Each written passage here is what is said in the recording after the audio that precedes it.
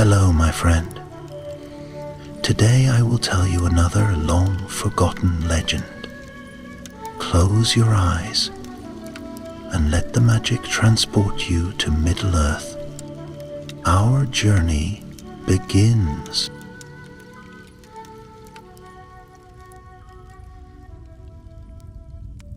Long after the downfall of Sauron and the fading of ancient shadows, a whisper began upon the southern seas. Within the hidden creeks and secret passages of Umbar and Harad, tales were told of a figure cloaked in black and gold, a queen risen among the remnants of the black Númenóreans. They called her Morweneth, dark maiden, and spoke in hushed tones of her ambition to reclaim a power long lost, an artifact from the glory and ruin of old Númenor, one that could grant dominion over life and death itself. To guard against this looming threat, Círdan the shipwright, keeper of Port Lune and friend of the free peoples, dispatched his chosen emissary. His name was Eleanor, a sturdy-hearted mariner whose sails had tasted wind and salt since mere boyhood. Though youth still graced his brow, his eyes carried storms born of battle and sorrow. He had lost kin to the corsairs, and vengeance stirred within him. But Círdan's message tempered that flame. The mission was not hatred but prevention. Eleanor was given small company: Vaniel, a vigilant ranger from Ithilien, Myrel, a healer from Dol Amroth, whose gentle voice carried whispers of healing words even upon storm-racked decks, and Dowric, a hardened sailor whose pride in his craft was matched only by his loyalty to Gondor. Together they boarded a swift ship, its prow carved in the likeness of a silver swan, and set forth under Círdan's blessing.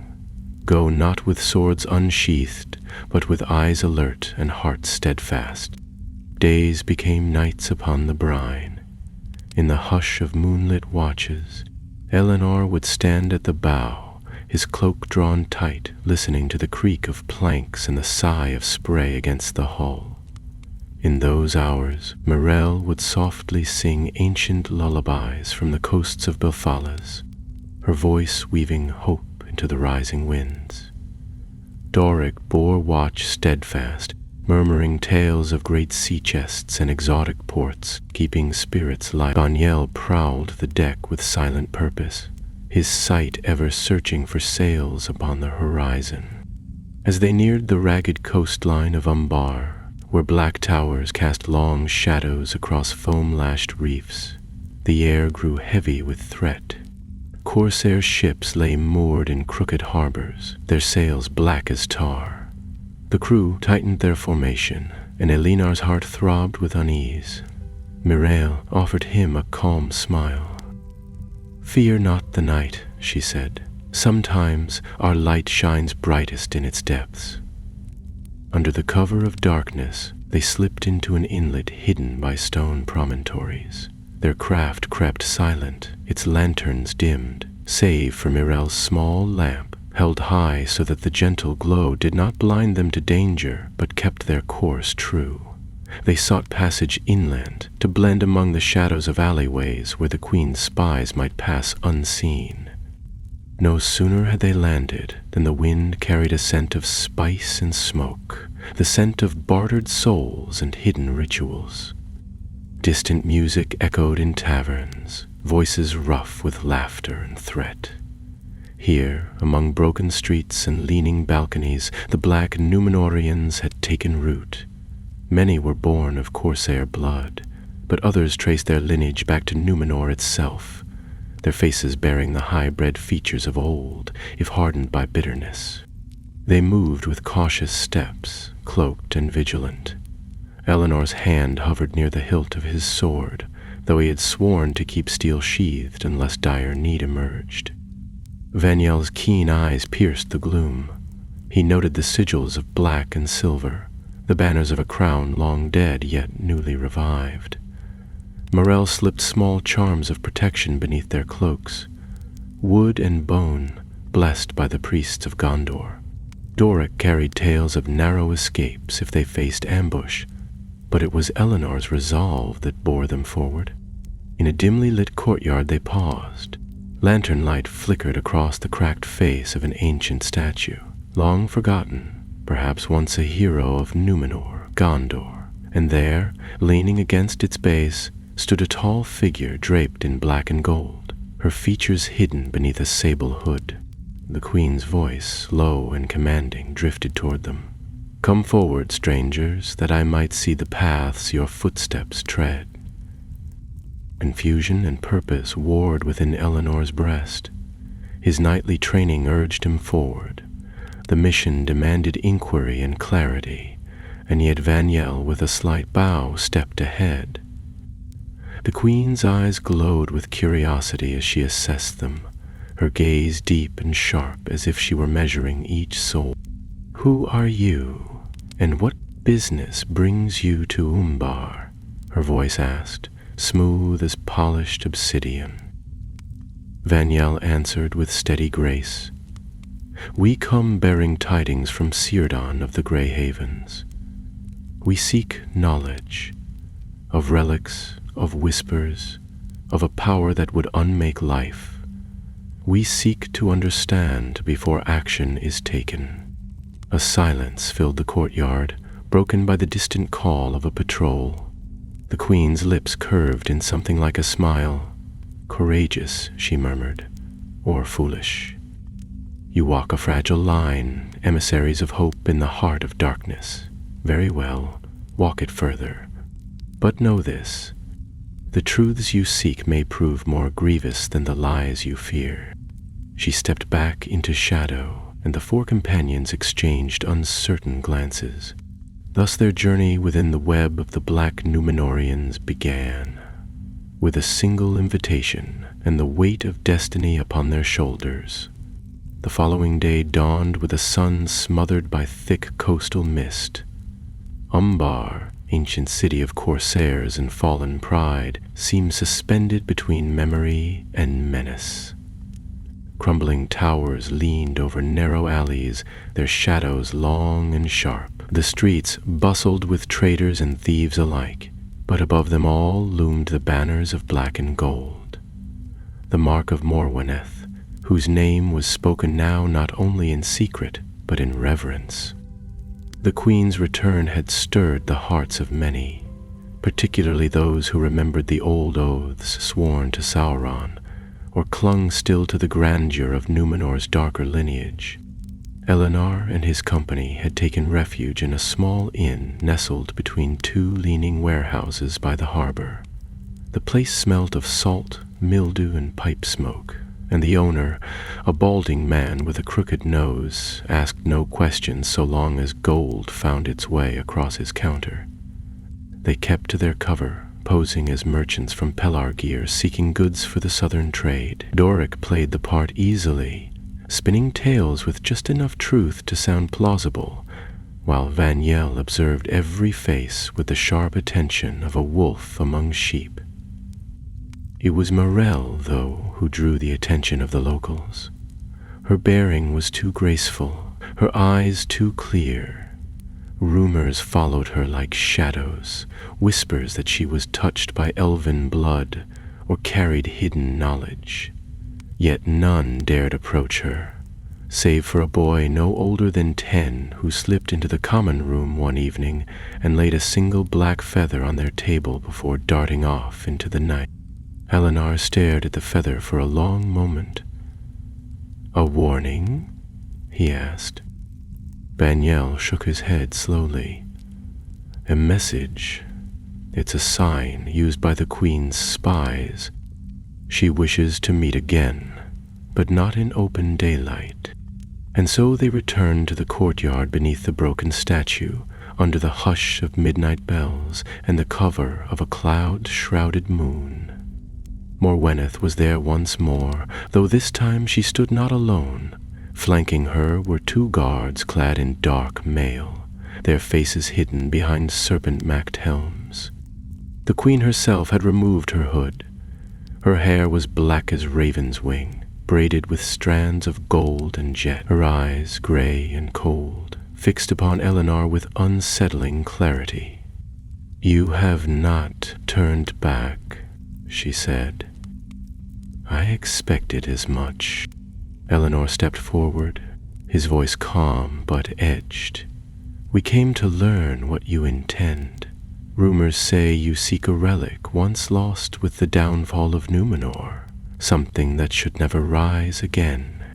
Morweneth's lips curved into a smile, though there was no warmth in it. "The Scepter of Shadow," she said, and at the name the very wind seemed to pause. "It was wrought in secret by Ar-Pharazôn's high priest before the great catastrophe, not of elvish making, nor even of mortal sorcery. It was shaped by dark rites, bound to the will of those who would defy death itself. When Númenor fell beneath the waves, the scepter was lost, or so it was believed." "And you think you found it?" Vanyel asked, though his hand rested quietly near his blade. "I know where it lies," Morweneth said, "and I will retrieve it. Not for Sauron, not for vengeance, for restoration. The blood of kings flows in me. I will raise the black Númenórean realm anew, one that will not cower beneath Gondor's shadow." "You would raise an empire of fear and sorcery," Mirel said softly. "You would bring back the very ruin we've just begun to mend." For the first time, something flickered in the Queen's eyes, perhaps memory, perhaps pain, but it was gone as quickly as it came. "The world fears power it cannot control," she said. "But I do not offer war. Not yet. Leave this place. Return north. Tell your masters the Queen of the South seeks no quarrel, only that which is her rightful inheritance." Eleanor hesitated, heart warring with duty. "And if we refuse?" Morweneth's gaze hardened. "Then your road ends here." The words hung heavy, but she did not call her guards to strike. Instead, she turned and vanished into the shadows, her cloak trailing like smoke. The emissaries retreated in silence, their path back to the inn silent, but no longer unseen. The following morning brought worse tidings. The innkeeper was found dead, throat cut in his own cellar. Their ship at the inlet was gone, taken or destroyed. Someone, perhaps the Queen's spies, had decided their presence was no longer tolerable. They were trapped in Umbar. Eleanor stood at the edge of the harbor, staring across the churning gray waters. "We must find the scepter before she does," he said, voice low. "Whatever she believes, that relic must not return to the world." "But how?" Mirel asked. "She holds every alley. Her spies know our every move." "We find allies," Vanel replied. "Not all who live under her banner serve her with glad hearts. The corsairs have their own minds, their own ambitions. Somewhere among them, someone will speak." And so began a deeper descent into the maze of Umbar. Disguised anew, they moved through market squares and taverns, from wharves to sanctums of forbidden lore. They met smugglers and relic hunters, spies and pirates, and at last in a wine cellar beneath a burned chapel, they found him. A man with one eye and half a name. He called himself Caragil, and he once served in the fleet of the last lord of Umbar. His eye burned with old hatred, not for Gondor, but for the Queen who had usurped what he saw as his inheritance. "You want the scepter?" he said, spitting on the stones. "Then you'll need to go where even she fears to tread, into the buried crypts of the Black Haven, beneath the drowned fortress of Caradun. That is where the last High Priest of Númenor sealed it, if the legends speak true." Eleanor nodded, resolve hardening. "Then that is where we go." And so their path was set, not to flee, but to descend, deeper into shadow, into the bones of a fallen empire, toward the heart of a legacy that had once brought the wrath of the Valar upon the world, Cara-Dûn. The name itself seemed carved from obsidian, echoing with ancient bitterness and dread. Long ago, it had been the heart of black Númenórean dominion in the southern seas, a fortress raised not by grace or wisdom, but through domination and the dark arts whispered by Sauron in the ears of kings. When the tides of the Third Age had shifted and Gondor's fleets brought ruin to Umbar, Cara-Dûn was broken and cast down, swallowed in part by the sea, left to rot beneath barnacle-crusted stones and the bones of its own pride. None who entered it had returned.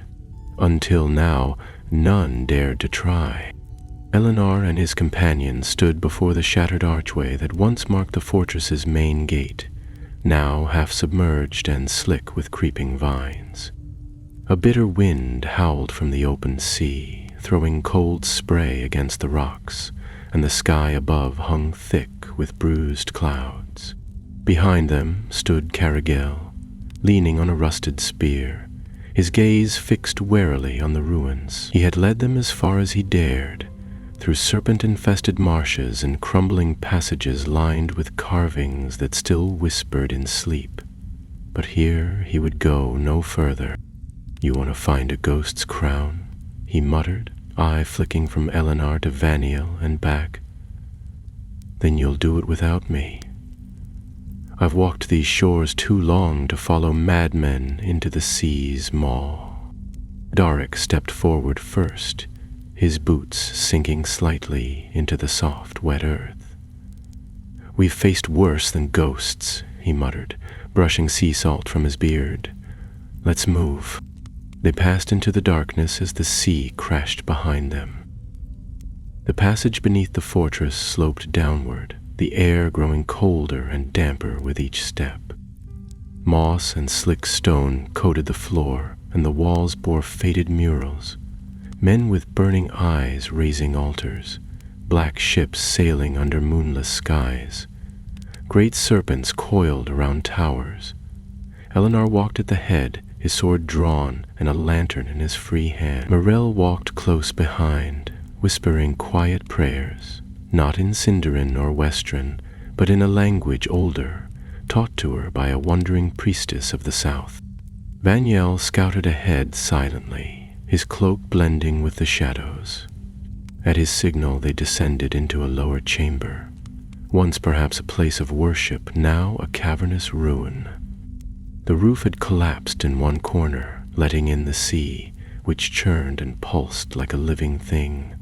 In the center of the chamber stood a black stone pedestal, and upon it, unmistakable even in shadow, lay a sealed sarcophagus, etched with sigils of the ancient kings. "This is it," Eleanor said softly, lowering his lantern. The air was thicker here, humming faintly with power. The crypt of the high priest. "And the scepter?" Doric asked. "If it's here, it's inside," Morel replied, her voice taut. "But we must be careful. This place is bound with wards. Old ones."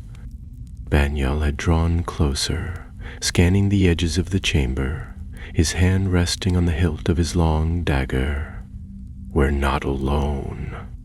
As if summoned by his words, a sudden shiver ran through the air.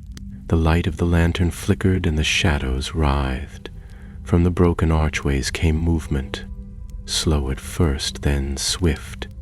Shapes materialized from the darkness, no longer living yet not fully dead.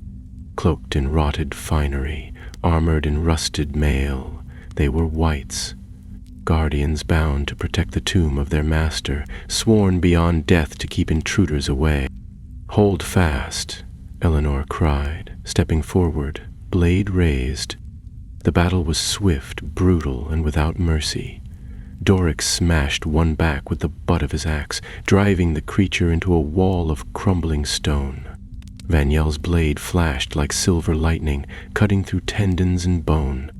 Morel hurled a vial of clear liquid into the face of another, and it screamed, a dry, rattling sound that echoed long after it crumpled, but they kept coming, drawn by the scent of life, the sound of hearts that still beat.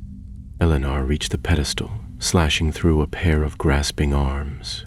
He pressed his hand to the surface of the sarcophagus, feeling the cold weight of time and dread beneath his palm. "Help me," he called, and Vaniel was there at once. Together they pushed, and with a sound like breaking stone, the lid slid aside. Within lay a figure wrapped in dark linen, its face long turned to dust. Clutched in both hands was a scepter of black metal, its shaft inlaid with twisted silver, and its head crowned by a shard of obsidian carved into the shape of a flame. The air pulsed with ancient malice. Eleanor reached for it, but Morel's voice rang out. "Stop!" He froze. "Why? It's cursed," she whispered, eyes wide. "It wasn't just guarded by the dead. It feeds on them. It's a beacon for death. If you take it, they'll never stop." "We don't have a choice," Vaniel said grimly. "If Morweneth gets here first, the world will pay the price." Eleanor hesitated only a moment longer, then reached down and lifted the scepter. A sound like a thunderclap tore through the chamber, and every wight in the tomb turned toward him. But instead of attacking, they stopped. They bowed. "By the Valar," Doric muttered. "He holds their allegiance now." "No," Morel whispered, voice tight with dread. "He holds its allegiance." Eleanor stood still, the scepter cold in his hands. A deep chill spread through his limbs, not painful but heavy, as if the weight of forgotten centuries had settled upon his shoulders. "We need to leave," Vaniel said sharply. "Now." They ran, the wights parting before them. The tunnel shook as they ascended, the sea howling behind them like a beast denied. When they emerged into the night, the sky had cleared, but a black sail rose on the horizon. "She's coming," Eleanor said, eyes fixed on the sea. And the queen would not come alone. The wind had turned cruel. By dawn, the sky over Umbar was stretched thin and pale, as if drawn too tight, as if the heavens themselves braced for what was coming. From the cliffs above the ruined harbor, Eleanor stood with the scepter hidden beneath his cloak, his hand wrapped tight around its shaft. It was heavier now than when he'd first taken it, though not in weight, but in presence. It pulled at his thoughts like a whisper beneath hearing, dark and insistent. Each time he closed his eyes, he could feel it there in the pit of his mind, flickering like a coal on the edge of breath. He hadn't dared tell the others what it was saying. Below, the black-sailed ship had entered the bay. It moved like a predator, gliding between the broken pylons of the old docks. No ensign flew from its mast, but none was needed.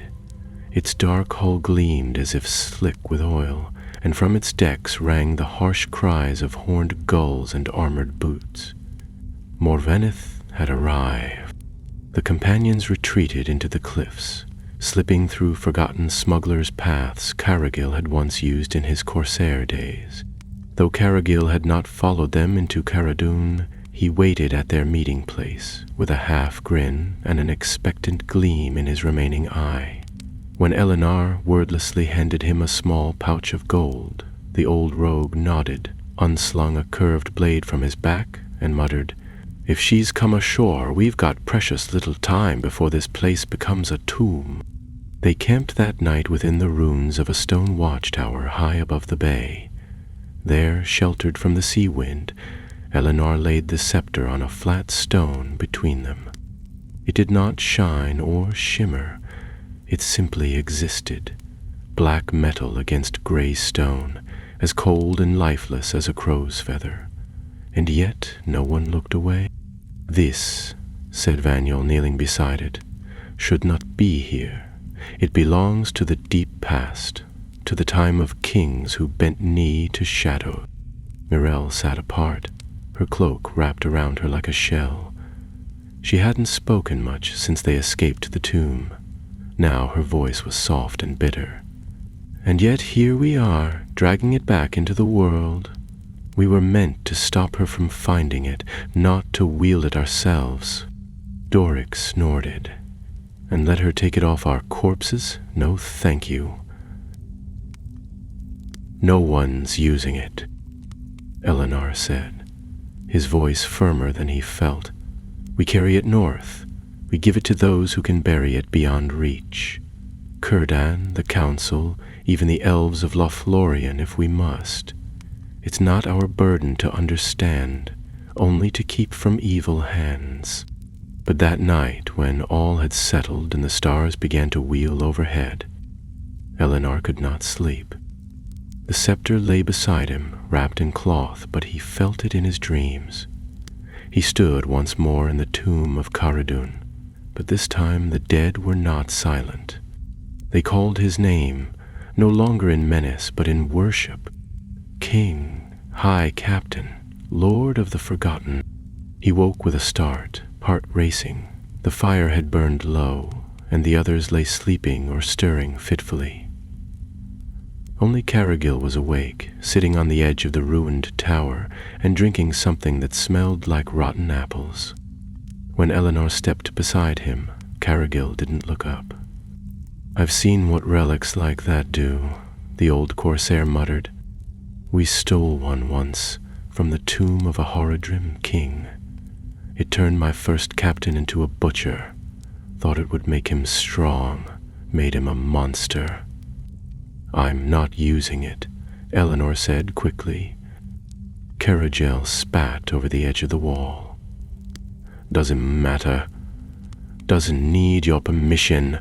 Thing like that, that's a seed. You just carry it long enough and it plants itself." The next morning brought no sunrise, only gray fog and a stillness that pressed down on the city like a lid. From their perch they could see movement below. Moreneth's soldiers, dressed in armor black as pitch, moved through the streets of Umbar, not as conquerors, but as those seeking something. They moved with purpose, interrogating merchants, searching temples, pulling down old shrines. They were hunting. "She knows," said Vaniel grimly. "She knows we've taken it." "We need to leave," Eleanor said. "Tonight if we can. Cargill, how many still owe you favors?" The corsair scratched his chin and grinned. "More than a few. Smugglers don't love the Queen's taxes. I can find us a ship, but it won't be pretty."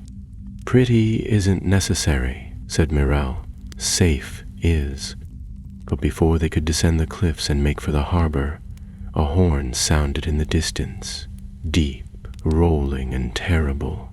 It echoed through the canyons and alleys like the call of a fell beast. A moment later, fire burst from one of the towers near the sea wall. "She's found our trail," Vaniel said. No longer able to hide, the group fled down the winding paths that led through old tunnels and forgotten passages. But the Queen's reach was longer than they had imagined. By the time they reached the edge of the harbor, black-clad soldiers blocked the docks, and fire had spread to several ships. Screams rang from the waterfront as smoke thickened the air. Still, amid the chaos, Cargill led them to a cutter moored behind a false wall. Its captain, a woman with sharp eyes and a sharper dagger, didn't ask questions. As long as the gold was real and the soldiers didn't catch her, she'd take them to the ends of Arda. They boarded as arrows flew over the rooftops. Durick held the rear, parrying and blocking with fierce resolve, while Vaniel loosed arrows into the shadows. Eleanor stumbled once on the gangplank, the weight of the scepter dragging at his limbs, but Mirelle caught his arm and pulled him aboard. The ship pulled free, its sails catching the wind like the wings of a gull. Behind them, the city burned. As they slipped into open sea, Eleanor looked back at the rising towers of smoke. Morweneth had not shown herself in the battle, but he felt her presence watching, felt her fury carried on the wind. She would not stop, not while the scepter remained beyond her grasp. "She'll chase us," Mirel said, standing beside him. "I know," Eleanor replied, and the scepter, though bound in cloth and buried beneath their supplies, pulsed faintly with warmth, like something newly awakened, newly aware, and very far from finished. The wind carried them north. For 2 days and 2 nights the smugglers' cutter sped along the coast, sails full and low to the water. The sea was restless beneath them, and the clouds above were heavy with rain that refused to fall. The crew, mostly silent men with faces burned dark by sun and salt, avoided the companions. They had seen what Eleanor carried. Even wrapped in canvas and tied beneath the forward bench, the scepter gave off a presence, like the low hum of a storm. No one said anything aloud, but no one sat near it either. The captain, a wiry woman named Maris, with sun-bleached braids and a curved knife at each hip, kept the ship just beyond sight of the shore. She knew the waters well, and with Cargill's help, she guided them past reefs and shallows by instinct alone. At night, she would climb the mast and stare into the stars, marking their path in silence. On the second evening, as dusk turned the sky to brass and indigo, she came to Eleanor, where he sat alone by the stern, his hands resting on the hilt of his sword, the scepter bound at his feet. "You've stolen something the sea doesn't want," she said, not unkindly. "You should throw it overboard." Eleanor looked up at her. His eyes were red from lack of sleep. "If I did, she would dive for it. Or worse, it would wash ashore somewhere and be found by hands even less noble." Maris gave a soft snort and leaned against the rail. "There are worse things than death. That thing, it stinks of old magic, old and angry. I've smelt it before, east of the Bay of Belfalis, in a ruin the sea claimed long ago. You go looking for ghosts, they follow you home." "I didn't choose this," he said. "No one ever does," she replied, then turned and walked away without another word. Later, as the others took their turns resting, Eleanor sat beside the scepter and pulled the canvas back just far enough to look at it. The black metal gleamed faintly in the lamplight, its carved obsidian flame reflecting strange colors he couldn't name. He reached out, not to touch it, but to feel if it would speak again. But there was only silence, thick and brooding. It was no longer trying to seduce him, not directly. It didn't need to. It knew he wouldn't throw it away. Mirel joined him just before midnight. She brought a small cup of tea brewed from bitter herbs she carried in a pouch on her belt. It smelled foul but calmed the nerves. She didn't ask if he wanted it. She simply placed it in his hand and sat beside him. "You haven't slept properly since we left the tomb," she said. "Neither have you." She offered a tired smile. "True, but I haven't been listening to it." He glanced sideways at her, brow furrowing. "So you know?" "I can feel it too," she replied. "I've studied relics, Eleanor. Not like this one, but close enough. Some things are cursed, others corrupted. This one was born wrong. From its making it was shaped with evil purpose, and it's old. Older than most things still walking this world." He stared down at the scepter, the metal coiled in silver-like veins through stone. "It's not trying to control me." "No," she said, "but it wants you to think that." Their conversation was broken by the call of the lookout. Vaniel came up from below, already fastening his sword belt. Doric a step behind him with axe in hand. The night was moonless, but the sea ahead shone strangely, reflecting pale flickers of firelight. On the horizon, a shape rose from the water. A ship, sleek and black, with no sails visible and no sound of oars. It glided like a wraith. "Queen's ship," Carahil growled. "She's following the old smuggler lanes. Smart. She must have a seer on board," Veniel said. "Something to track us. That, or the scepter is drawing her like a beacon." "Both," said Myrell. The cutter heeled hard to port as Maris shouted orders to the crew. They weren't built for speed against warships, but they knew the coastal waters better than any navy. The chase began in earnest, the Queen's ship gliding ever closer, silent and tireless. By dawn it was nearly upon them. "We can't outrun it," Doric muttered. "Not for long." "No," Eleanor said, standing with the scepter in his hands. "But we can hide." He pointed toward a cluster of sea stacks rising from the water like jagged teeth. Mist clung to the stones, and white gulls wheeled above them. Maris hesitated only a moment, then nodded and turned the ship toward the rocks. The cutter slipped between them like a fish, its hull scraping against stone more than once. Behind, the Queen's ship slowed, unwilling to risk its larger frame in such tight channels.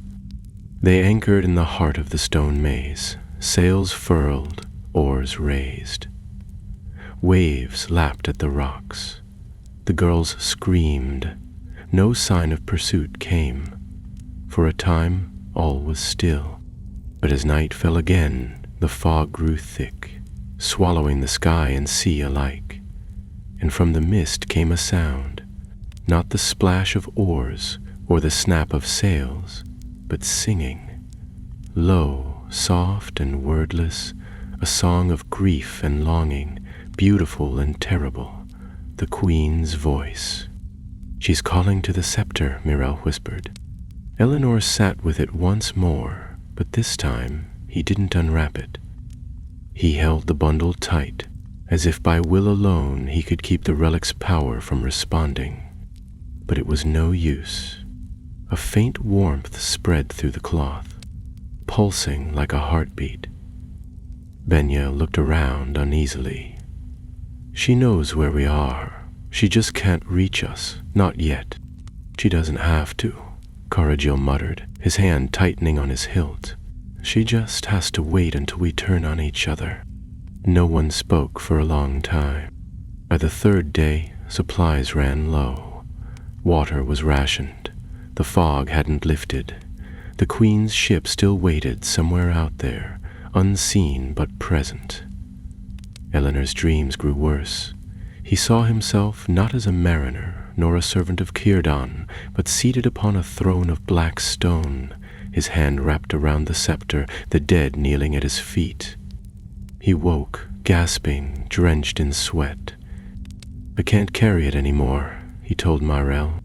"You must," she said gently. "You're the only one it hasn't corrupted yet. And if it does, then we stop you," Vaniel said from the doorway. Eleanor looked up at him. There was no malice in the ranger's voice, only certainty. He nodded, and outside, in the heart of the fog, Morwedith waited still. The fog did not lift, and the sea lay flat and pale beneath it, like a sheet of cold steel.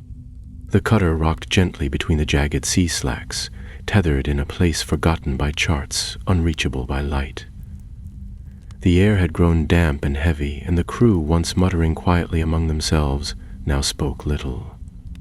They worked in silence, moved with the weariness of men who had seen omens and recognized them for what they were. Eleanor stood on the bow, the scepter secured in its wrappings and strapped to his back. It had begun to feel heavier by the hour, not merely in weight but in presence.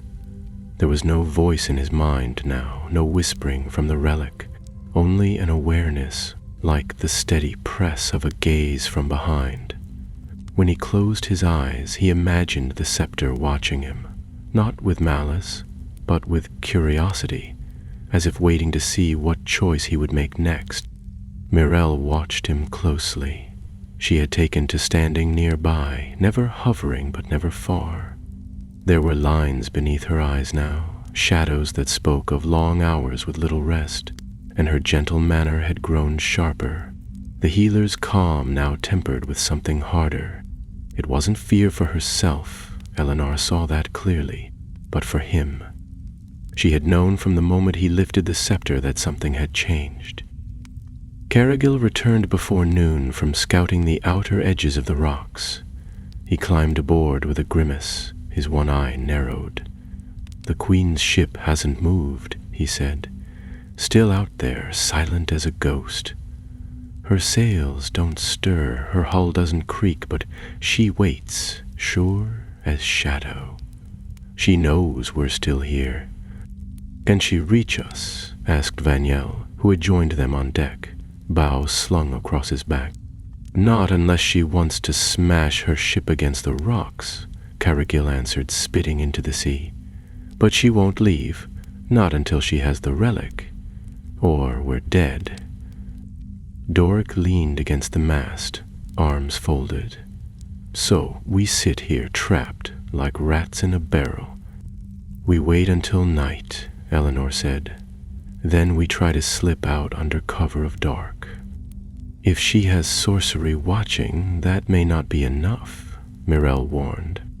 "I know," Eleanor replied, glancing toward the low-lying fog.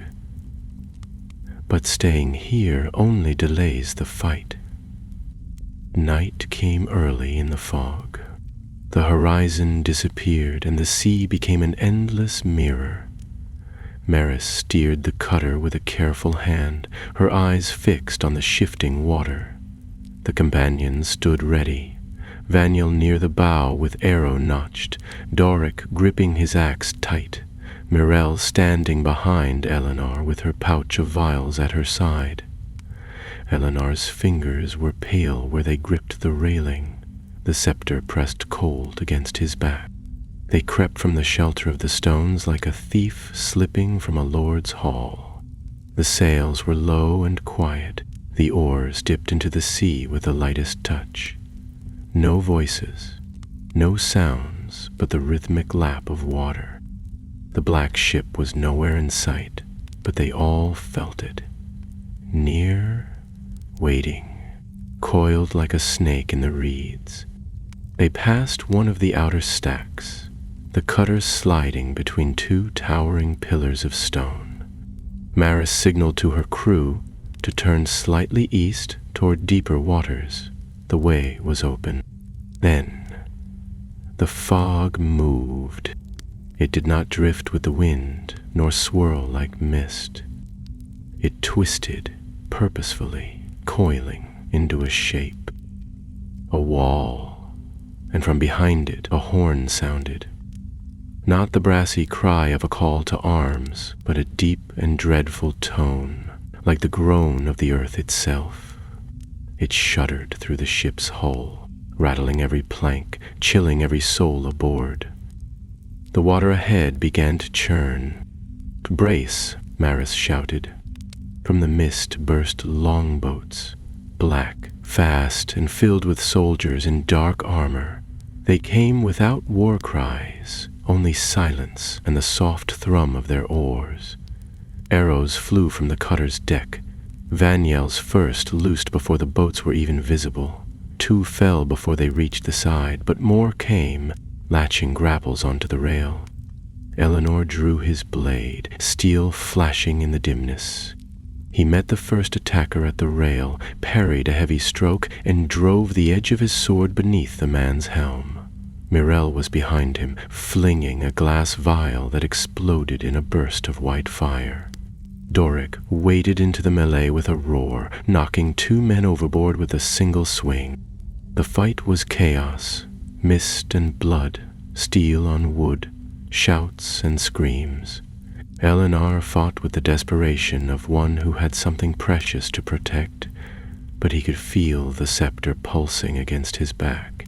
It wanted to be used. It offered itself. At the stern, Vaniel cried out, One of the soldiers had caught him in the side, and he stumbled, blood running down his cloak.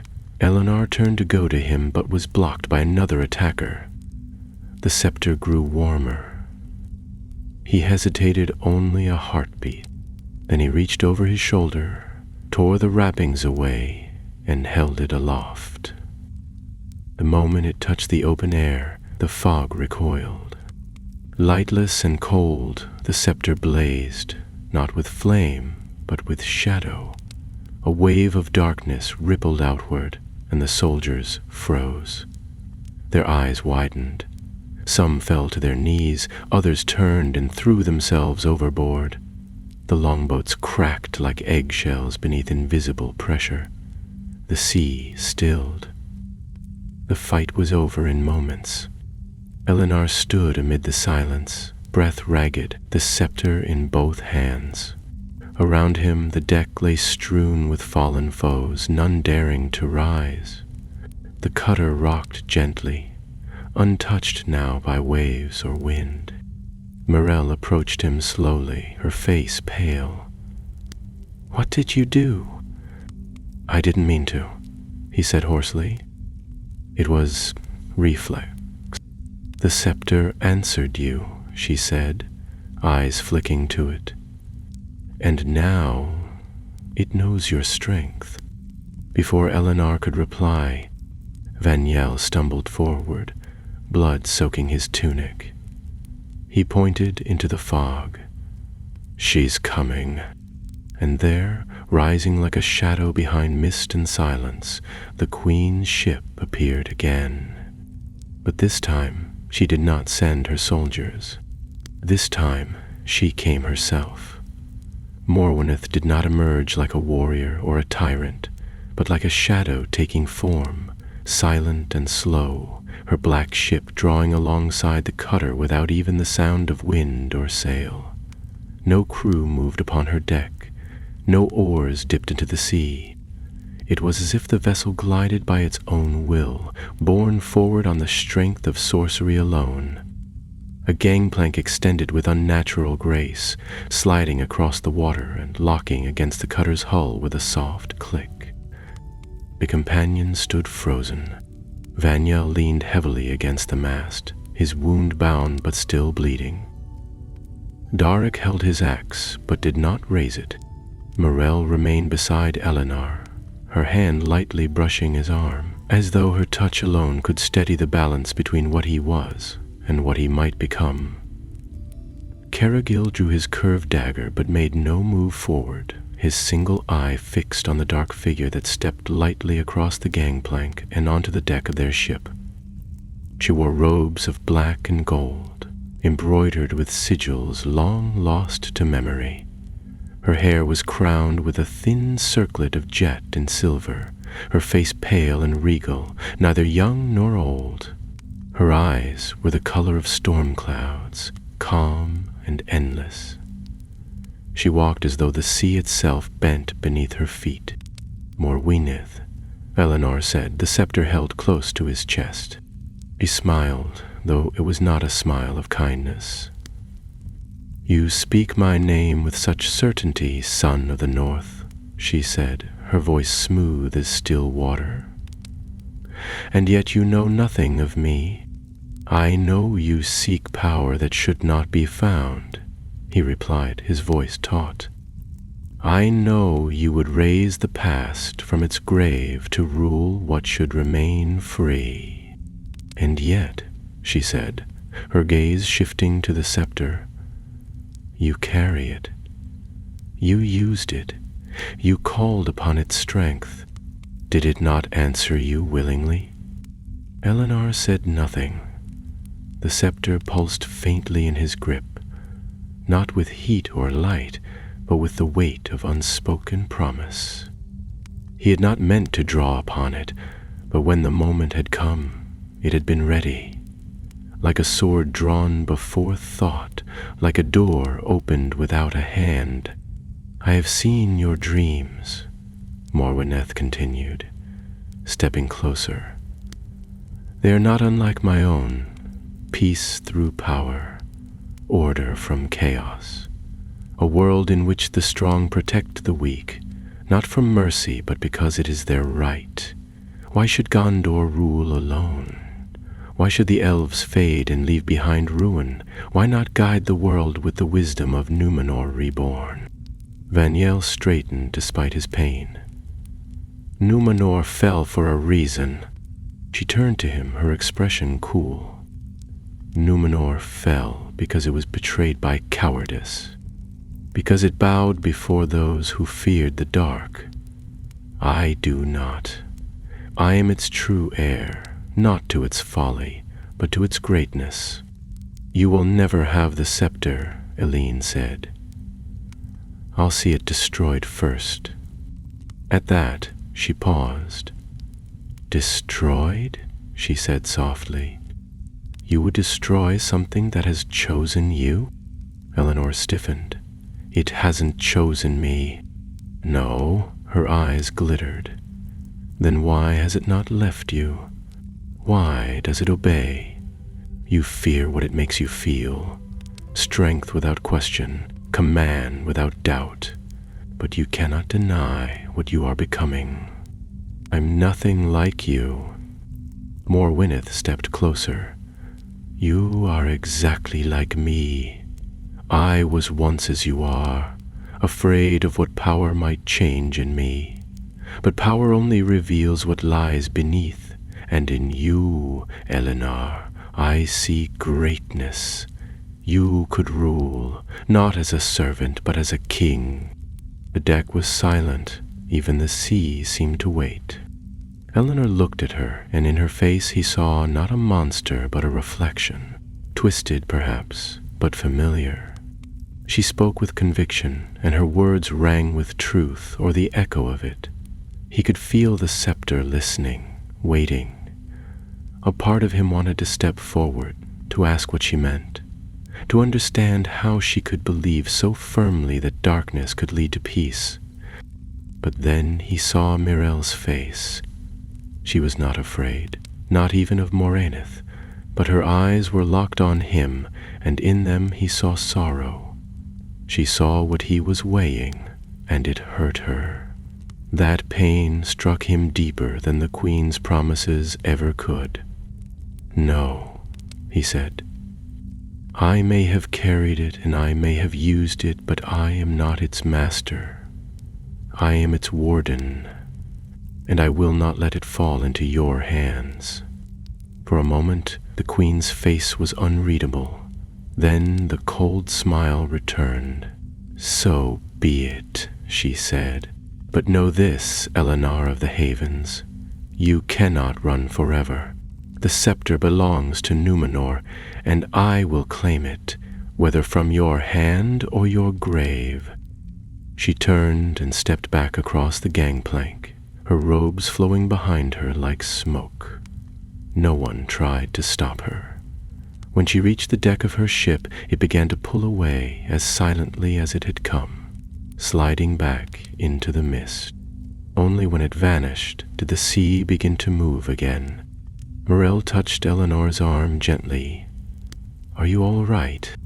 No, he said, but I will be. They made for the coast that same night, not daring to linger longer. Maris took them as far north as the edge of the Lebanon estuaries, where Gondor's patrols still ranged.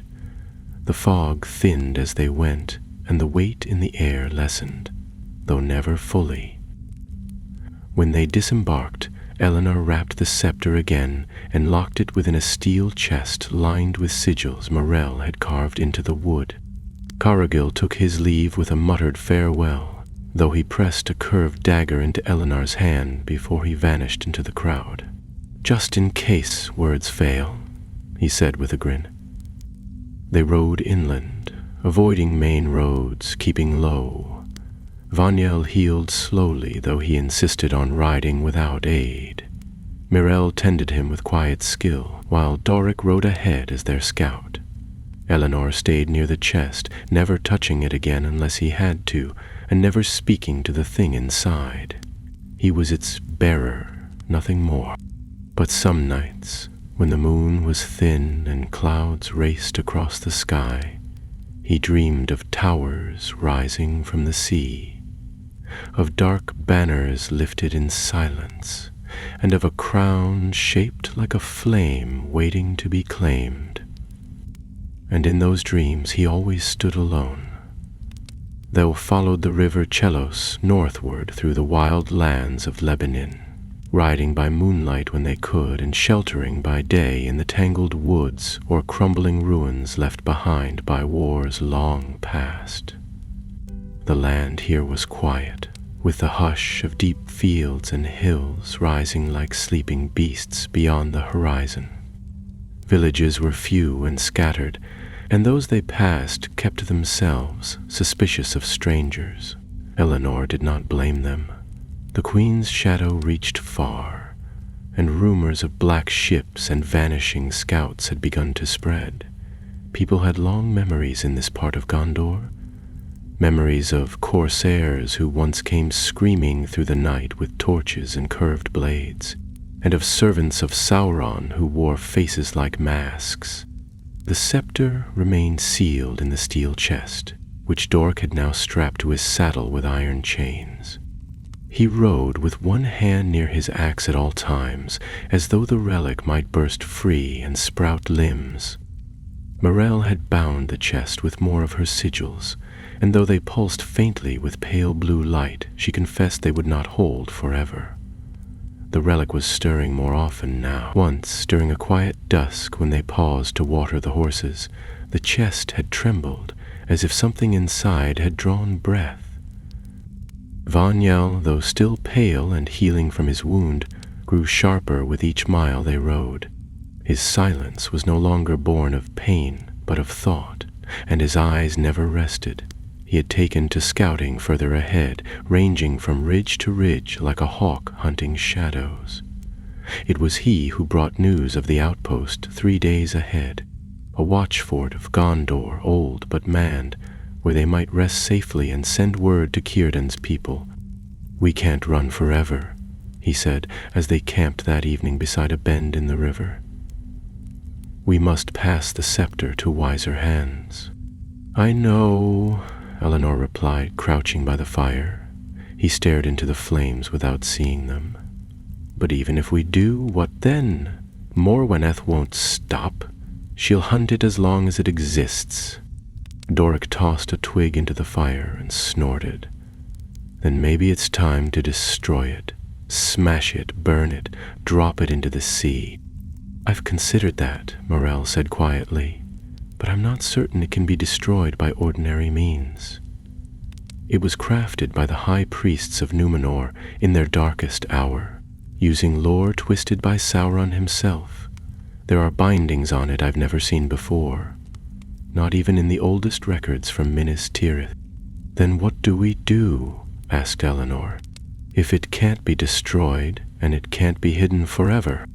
Morel looked up at him, her eyes gray in the firelight.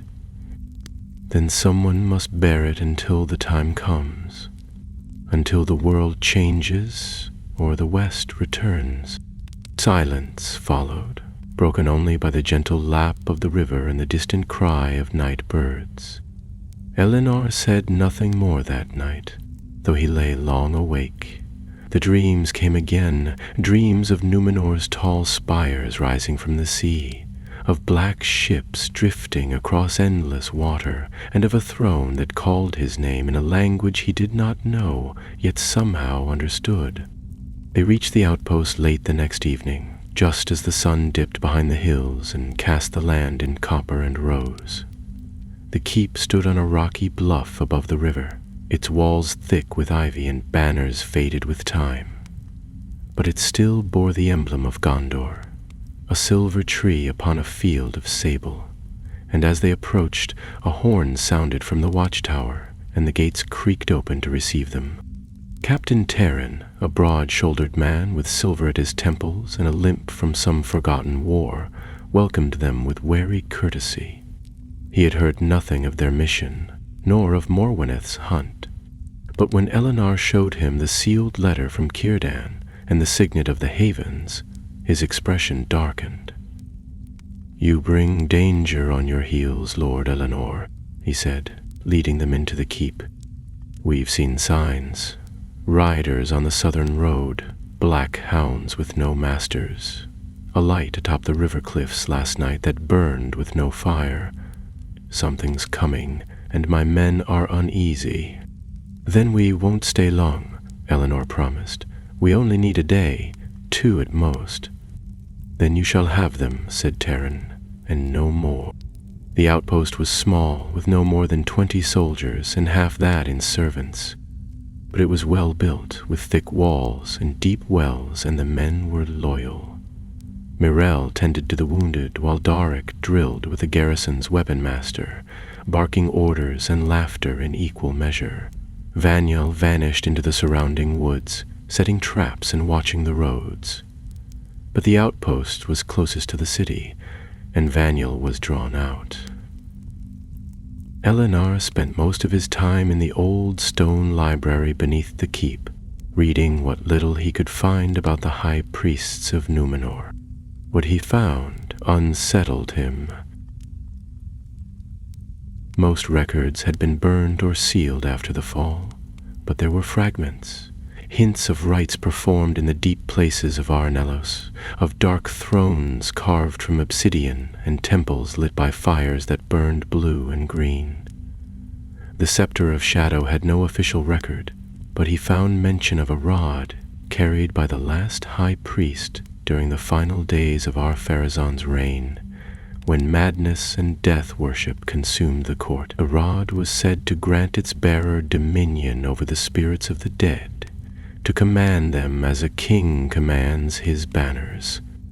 And if that were true, if Eleanor's dreams were more than echoes, then the scepter's power was far greater than they feared. That night, a storm rolled in from the south, sudden and violent. Rain lashed the windows of the keep, and the walls groaned beneath the wind. Lightning forked over the hills, and the river rose in angry waves. Within the great hall the fire burned low, as Eleanor and his companions gathered once more, this time alone. "She'll come soon," Vaniel said. "She's been hunting us for too long to let us vanish." "Then let her come," Doric growled. "We'll meet her at the gate." "No," said Mirel, turning to Eleanor. "There's another way." He looked at her, brow furrowed. "What do you mean?" She hesitated only a moment, then stepped forward. "Let me try to seal it.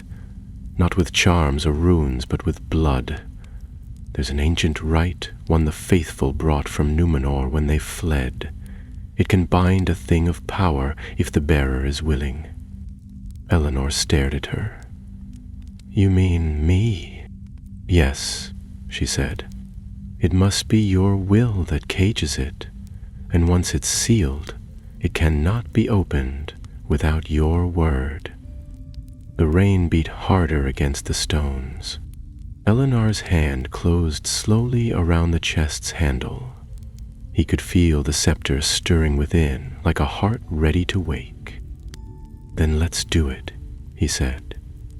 The chamber chosen for the rite lay beneath the keep itself, carved long ago from solid stone and forgotten by most who lived above. Its narrow stair descended into cool darkness, the walls damp with river mist and lined with flickering sconces. Once it had served as a vault for Gondor's southern lords, perhaps even a tomb, but now, under the weight of night and storm, it felt like a place beyond time. Mirel led the way, a leather-bound book clutched to her chest, its pages filled with rites older than Gondor, older even than the White Tree. Eleanor followed, the chest locked in his arms, and behind him came Vaniel and Doric, both bearing torches. The light cast long shadows, flickering over old carvings of kings and beasts and symbols that no longer had names. At the base of the steps stood a circular platform, ringed by a shallow groove chiseled into the stone floor. Mirel stepped into the circle first and motioned for Eleanor to place the chest in its center. "This was meant for the relics of the faithful," she said. kneeling beside the chest and opening her book. But the rite was written in Númenor in the days before the corruption spread through the island. I believe it will work. If it doesn't... She didn't finish the sentence, but her fingers tightened around the book's spine. Eleanor knelt beside her, unfastening the iron chains with trembling hands. The steel chest gave off a faint hum now, a steady thrum that matched his heartbeat. Mirel began to arrange candles around the circle, lighting each with a whisper. The flames burned blue at first, then settled into a steady white glow. She opened a small satchel and removed a slender silver blade, no longer than a finger, its edge etched with rune. "The blood is required," she said, glancing up at him. "Only a drop. It must bind the will of the bearer to the prison." Eleanor nodded and held out his hand. She made the cut quickly, a sharp sting across his palm, and let the drop fall onto the lid of the chest. It sizzled faintly, then sank into the metal like ink into parchment. Mirel began to chant. The words were soft and strange, spoken in the tongue of the West long before Elendil set foot in Middle-Girth. Her voice echoed strangely in the vault, weaving between the stones like a song and a storm at once. The flames rose higher, flickering with unnatural life, and the chest began to rattle. Eleanor placed both hands on its lid, willing it to remain closed, willing the scepter to obey. He could feel it inside, furious, defiant, awake. It pressed against the seal like a creature clawing at a door. His mind filled with visions, of towers burning with green flame, of ships sailing through smoke, of legions rising from ancient crypts. The scepter called to him, not with promises this time, but with demands. It knew what he was doing, and it would not be silent. Still he held firm. Morel's chant quickened. The candlelight flared, then bent inward, drawn to the chest as if sucked into a void. For a moment, all sound ceased. The chamber grew cold, and a pressure like the deep sea settled on Eleanor's shoulders. Then the light exploded outward. The chest slammed shut with a sound like a tomb's ceiling, and the groove around the circle glowed white, hot, before fading to ash. It was done. Eleanor staggered back, breathless, his hand still bleeding. Mirel caught him before he could fall, guiding him to sit against the wall. Vaniel stepped forward, checking the seal with cautious hands, and nodded once. "It's closed," he said. "I can feel it. The air's still again." But as they rose and made their way back up the stairs, the keep above them shuddered. At first, it seemed like thunder, another burst of storm wind rolling over the hills. But then came the second tremor, followed by a shout, then the blare of a horn from the battlements. Steel clashed, voices cried out. Eleanor's heart dropped as he grabbed his sword and ran up the steps, the others close behind him. They burst into the main hall to find soldiers scrambling to and fro, helms half-fastened, weapons drawn. Captain Terran stood at the center, shouting orders to the guard. One of the scouts stumbled into the room, his cloak soaked and torn. "They're here," he cried, "the Queen's army. They came through the western pass. They're already at the wall." "How?" Vaniel demanded. "We would have seen them coming." The scout gasped. "No fire, no light. They move like spirits, not men." Eleanor turned to Terran. "We'll help you hold the gate." "Gate's already gone," the captain growled. "They brought something with them, some foul thing that tore it down like paper." A sudden roar echoed through the keep. It wasn't a horn, nor the cry of any beast known to Middle-Geth. It was the sound of something waking, something angry. Mirel gripped Eleanor's arm. "She brought more than soldiers." Terran drew his sword, a long blade marked with the 7 stars of Gondor. Then we make our stand here. We hold them until dawn, or we don't live to see it." The defenders gathered in the inner yard, their torches flickering as the wind howled through the broken gates. Eleanor stood at the front, the sealed chest strapped to his back once more. The scepter was quiet for now, but he could feel Morweneth's presence pressing against the walls, like a tide rising to drown them. And then she came, not riding, not walking, but gliding through the open gates, her black robes flowing behind her like wings. Her eyes burned with cold fire, and behind her came not soldiers, but shadows. Wraiths in armor, faceless and silent. Above them all loomed a creature unlike any they had seen before, a beast with a serpent's body and the wings of a bat, its eyes glowing with unnatural light. Elinor raised his sword. "We hold," he said, "no matter what comes." And as the enemy descended upon the last stronghold of the south, the battle for the scepter began. The first clash came like a hammer strike. As Morweneth's army swept through the shattered gates, the defenders of the outpost met them head-on in the stone-paved yard. Steel rang against steel, and torches were snuffed beneath the trampling boots of the enemy. Eleanor fought beside Doric and Vaniel, his blade moving in tight arcs, his breath clouding in the cold air that seemed to follow the queen wherever she went. The sealed chest, still bound and fastened across his back, dragged at him with each movement, but he did not falter. Every time his sword connected with an enemy, he felt a flare of strength, not from his own limbs, but from something behind him, as though the scepter itself hungered for the fight. Myrell moved among the wounded with steady hands, dragging men to safety, chanting healing words over their torn skin and shattered bones. Her face was pale, but her eyes held no fear. Captain Terran stood at the inner wall, commanding archers to fire down from the battlements, but the wraiths that followed Morweneth did not fall like ordinary soldiers.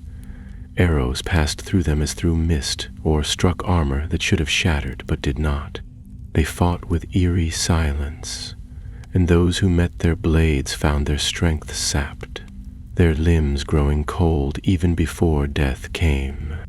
Eleanor cut down one of the armored shadows and turned just in time to see Vaniel pressed back against a column, his sword clanging against a curved blade held by a wraith in gold-trimmed armor.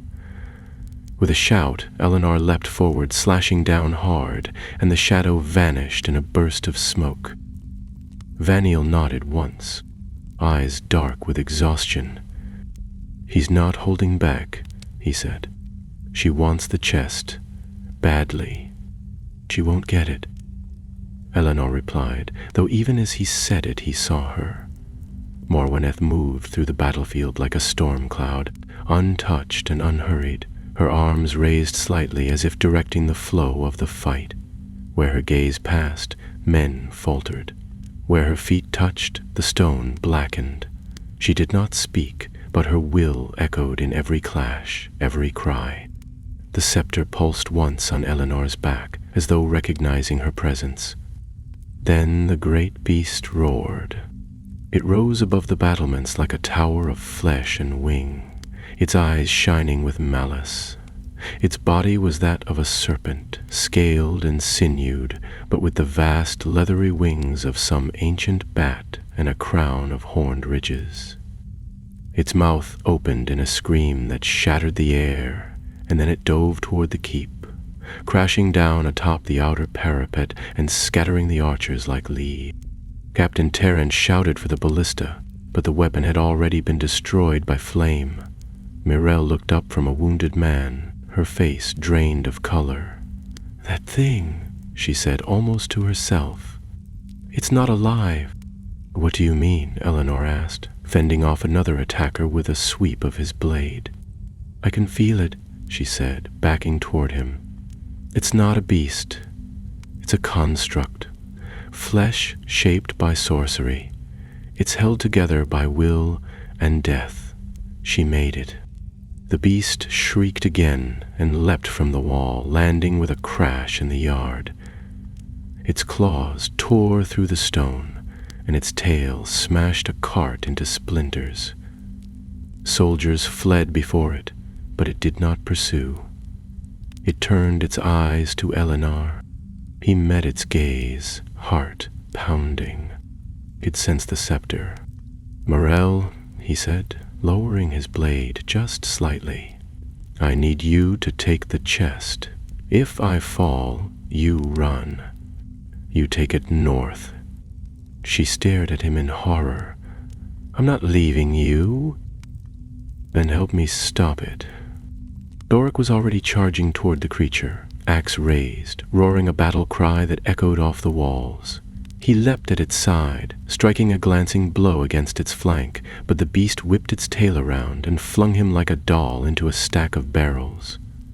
Eleanor ran forward, dodging the sweep of a claw, and swung at its leg. His blade cut shallowly, too shallow to do real damage, but it bought him a moment. Then Morweneth stepped into the center of the yard. The fighting ceased. She raised one hand, and her army drew back as one, forming a ring around the defenders. Even the beast stilled, its breath steaming in the cold air. Morweneth looked at Eleanor, her face impassive, her voice quiet but cutting through the silence like a blade. "You are surrounded. Your walls are broken. Your men are dying. You cannot win. Give me the scepter and I will let the rest live." Eleanor stood tall, chest heaving. "And if I don't," she tilted her head slightly, "then I will tear it from your corpse and bind your soul to its core. You will serve me in death, if not in life." "No," Morel said, stepping beside him. "He won't." With a shout, she flung a vial at the ground between them. Smoke exploded upward, thick and white, and in the confusion, Eleanor turned to run. Merrill shoved the chest into his hands, and together they dashed toward the inner gate, Vanyel and Doric following as best they could. The beast roared again and charged through the smoke, but it was blinded, and for a moment they gained ground. They made it into the second hall, the last refuge of the keep, and slammed the doors behind them. Doric dropped the bar into place with a grunt. "That won't hold it long." "It doesn't have to," Eleanor said, his eyes wild with thought. "Just long enough." "For what?" asked Vanyel. Eleanor turned to Mirel. "The binding, the rite. You said it was sealed with my blood. What if I used that bond to command it, not wield it, not unlock it, but call on it, just once?" Morel's face twisted. "It's dangerous. You don't know what it might take from you." "I know," he said. "But if I don't try, we all die." The doors groaned as something huge struck them from the other side. Cracks spidered across the stone. Dust rained from the ceiling. Eleanor dropped to one knee, placed the chest on the floor, and laid both hands upon it. He closed his eyes. For a heartbeat, nothing happened. Then the world fell away. He stood in darkness. Not night, but the absence of light entirely. Before him rose a throne of shadow, and on it sat no one, but a voice spoke from the empty seat. "You would command me?" "I would protect them," Eleanor said. "I would stop her. And if the cost is your soul, then take it." The scepter opened. Its power did not explode outward, but flowed like ink spilled into water. The doors shattered. The beast screamed, but it did not advance. It dropped to its knees before Eleanor and bowed its head. Outside, Morweneth watched from the yard, her eyes wide. For the first time, her composure broke. "He's bounded," she whispered, and then she turned and vanished into the mist, The beast crouched low before Eleanor, its vast wings folded tight against its sides, its body trembling with something not unlike fear. The power of the scepter pulsed gently in his hands now, not roaring, not overwhelming, but flowing like a slow and steady river. His thoughts were clear, clearer than they had been in days. There was no whisper in his ear, no tempting voice drawing him deeper into shadow. There was only purpose. Behind him, the others stared in stunned silence. Doric still held his axe aloft, as though expecting the creature to turn and strike at any moment. Vaniel looked from the shattered doorway to Eleanor and back again, as if trying to decide whether to step forward or run. Mirelle stood with one hand covering her mouth, her eyes fixed on him, not in fear, but in something far worse, awe. Eleanor slowly rose, the chest lying open at his feet. The scepter floated just above its cradle, wrapped in soft tendrils of lightless shadow, as though reluctant to return to its prison. He reached out, took it gently in both hands, and turned toward the yawning ruin of the door. Outside, the courtyard lay silent. Morweneth's army had stopped, every shadowbound warrior frozen mid-step, their weapons lowered. The storm that had raged overhead for hours had begun to ease, and the clouds shifted, revealing a sliver of moonlight that glinted off the broken stones and shattered blades. He stepped into the yard, the scepter in hand. They parted before him. Not one word was spoken, yet the silent command issued from him like heat from a forge. The shadows shrank back. Even the dead obeyed. They did not flee, for they could not while bound to Morweneth's will, but they did not resist either. Eleanor walked among them as though they were statues in a forgotten hall, and none dared to move. Only when he reached the center of the courtyard did he stop. He looked skyward, and as he did, a gust of wind tore through the keep. Morweneth's banner, black and gold, was ripped from the battlements and swept into the night like ash. She was gone. No trace of her lingered, but the absence of her presence. A hollow space where once she had filled the world with her cold will. Whether she had vanished by sorcery or fled in defeat, none could say. The shadows began to fade one by one, dissipating like smoke in sunlight. The beast lowered its great head, then dissolved into dust. At last, the yard was still. Eleanor stood alone, the scepter pulsing in his grip. He felt its strength, felt it offer itself once more. He could call the dead to him. He could command armies with a word. The throne of shadow, the voice in the dark.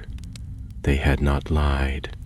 All that power, all that dominion, lay just beneath the surface, waiting for him to reach out and claim it. And for a moment he considered it. But then he heard a voice behind him, not a whisper, not the echo of dreams, but Mirelle's voice, strong and clear. "Put it away, Eleanor." He turned. She stood at the edge of the broken doorway, her cloak torn, her face streaked with soot and blood, but her eyes bright and unwavering. "You don't need it," she said. "We never needed it." He hesitated. "Please," she added, and her voice softened. "Let it rest." He looked down at the scepter. It no longer pulsed in hunger, no longer pressed at the edge of his thoughts.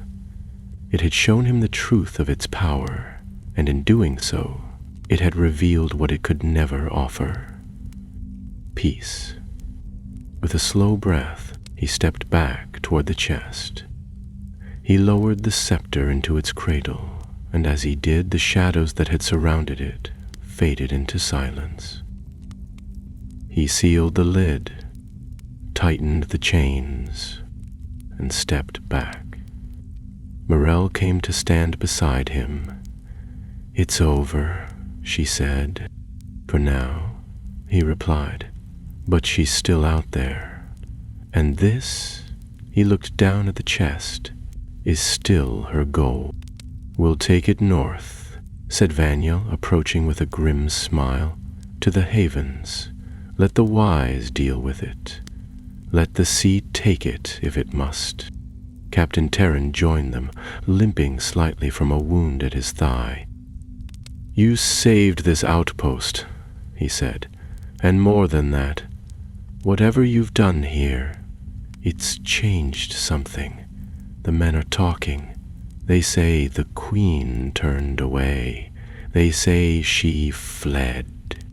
"She didn't flee," Eleanor said quietly. "She was denied. That's worse for her. She won't forget it."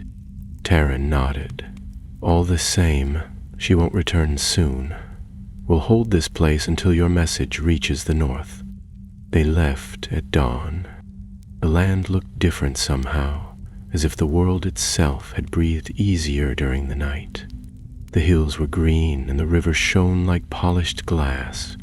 Birds had returned to the trees, and the wind no longer carried the scent of burning wood. They rode in silence for a time, each lost in their own thoughts, the chest bound tightly between them. As the miles fell behind, Doric muttered something under his breath. "What was that?" asked Vaniel. "I said," the warrior grumbled, "that if I never see another sorceress queen or cursed scepter, it'll be too soon." Vaniel chuckled. "Let's hope your luck holds then." But Eleanor did not laugh. He rode ahead, eyes on the horizon, hand resting near the sealed relic. His thoughts were not of victory, nor of peace. They were of the dreams that still lingered, of the flame-shaped crown and the voice in the dark. He had held back the shadow, yes, but deep down he feared the day it would rise again. And when it did, he knew he would be the one called to face it. The journey back to the havens was long and filled with uneasy silence. The land they passed through seemed reluctant to welcome them, as if it remembered the darkness that had swept across its fields and held its breath in anticipation of what might follow. The forests whispered in the wind, and shadows moved where there should have been none. Even the river Selos, once calm and bright, now ran heavy with silt and murk. Eleanor rode at the front, the sealed chest resting heavily upon his saddle. Its chains clinked softly with each step of his horse, a reminder of the burden he bore. The scepter inside was silent once more, but its presence weighed upon him as surely as the iron bindings held it fast. He could not shake the memory of the throne of shadow, nor the voice that had asked if he was willing to pay the cost. The others followed close behind. Mirelle rode beside him, ever watchful, her eyes sharp despite her weariness.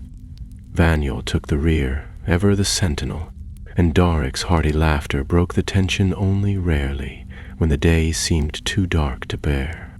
One evening, as the sun dipped below the distant mountains and the sky was painted in hues of amber and rose, they stopped to rest near a quiet glade. The horses drank from a clear spring, and the companions gathered beneath the ancient boughs of towering oaks. Fireflies danced among the leaves, and the air was heavy with the scent of blooming night flowers. Eleanor sat apart, staring into the dying embers of their fire. Mirelle came to sit beside him, her hand reaching out to rest lightly on his arm. "You carry more than a relic," she said softly. "You carry the weight of choices none of us can see, but you are not alone." He looked at her, the firelight catching the lines of fatigue etched into her face. "Sometimes I wonder if I am strong enough," he admitted. "If I have the will to keep the darkness at bay." "You do," she replied, "because you choose to fight it every day, because you do not surrender to the power that tempts you." Vaniel and Doric joined them, settling on the grass, and for a time there was only quiet companionship beneath the stars. The next day they reached the edge of the Grey Havens, where the tall ships of Círdan waited like sentinels upon the tide. The harbor was alive with the comings and goings of mariners and elves alike, their voices mingling with the cries of gulls and the clatter of rigging. It was a place of endings and beginnings, of farewells whispered on the wind and voyages set forth into the unknown. Círdan himself came to greet them, his presence serene and grave. When Elenor presented the chest, the shipwright's eyes darkened with understanding. "You have done well, young mariner," he said. "The burden you bear is great, and the path you have chosen is narrow." He ordered the chest taken aboard his ship and placed within the deepest hold, locked away beneath layers of wards and seals woven by the oldest of the elves. "This relic," he said, "must never be allowed to rise again." Elenor felt a weight lift from his shoulders, yet the shadows within his heart remained. He knew the queen still lived, somewhere beyond the horizon, nursing her anger and plotting her return. He knew that the power within the scepter was not easily contained, and that the darkness of Númenor's past was never truly gone. But for now, the world was safe. He stood on the deck of the ship as it set sail, watching the shoreline fade beneath the morning mist. The waves carried them outward, and the cries of seabirds followed them into the vast blue. In his hand he clenched a small token, a carved wooden swan, a gift from Círdan, symbol of hope and guidance. Elenor closed his eyes and breathed in the salt air, the taste of freedom and promise on his tongue. The scepter lay hidden deep below, but his journey was not yet finished. Somewhere in the lands beyond, in the shadows of history and the turning of ages, the legacy of the black Númenóreans waited still. And when the time came, the burden would be passed once more. But for now, beneath the endless sky and the turning tides, Elenor let the sea carry him forward, toward whatever dawn awaited.